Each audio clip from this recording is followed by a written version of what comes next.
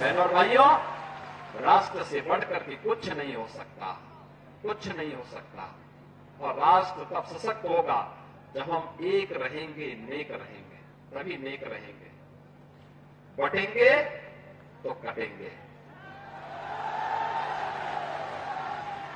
आप देख रहे हैं ना, बांग्लादेश में देख रहे हो ना, तो वो गलतियां यहां नहीं होनी चाहिए। बटेंगे तो कटेंगे, एक रहेंगे तो नेक रहेंगे, सुरक्षित रहेंगे और समृद्धि की पराकाष्ठा को पहुंचेंगे। हमें विकसित भारत की संकल्पना को साकार करने के लिए कार्य करना है। मैं एक बार फिर से राष्ट्रवीर दुर्गादास राठौर जी के इसी चरणों में कोटि कोटि नमन करते हुए, आज उनकी भव्य प्रतिमा यहां पे लगी है। राष्ट्र के प्रति समर्पण और श्रद्धा का भाव जिन्होंने अपने शौर्य और पराक्रम से दिया था। भारत को बांग्लादेश से वो क्यों कंपेयर कर रहे हैं, और क्या वो ये कहना चाह रहे हैं कि भारत की जनता देश की वफादार ना रहे बल्कि मोदी की वफादार रहे? और अगर नहीं करेंगे तो जिस तरह शेख हसीना ने बांग्लादेश में मासूम लोगों पर गोलियां चलवाई, क्या वो गोलियां चलवाएंगे? अब वो बात करते हैं देश की यूनिटी के बारे में। तो यूनिटी देश की कब होगी? जब इंसाफ होगा। और खुद योगी ने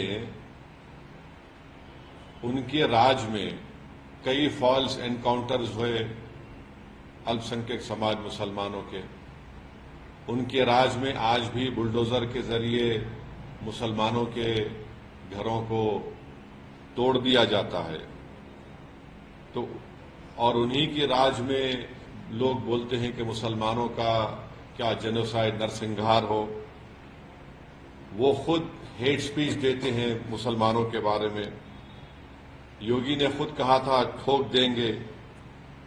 तो जब वो खुद इस तरह की बातें करते हैं और देश की अखंडता और यूनिटी की बात जब वो करते हैं, तो उनके मुंह से जब इतने सब अनाप शनाप बातें निकलती हैं, तो फिर वो तो कुछ और ही बात कर रहे हैं।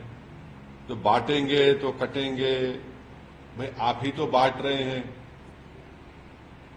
कौन बांट रहा है? आप ही तो बांट रहे हैं। आप ही ने कहा था कि इस बाई इलेक्शन जो होने जा रहे हैं उसमें मुसलमान और यादव ऑफिसर्स नहीं होना चाहिए।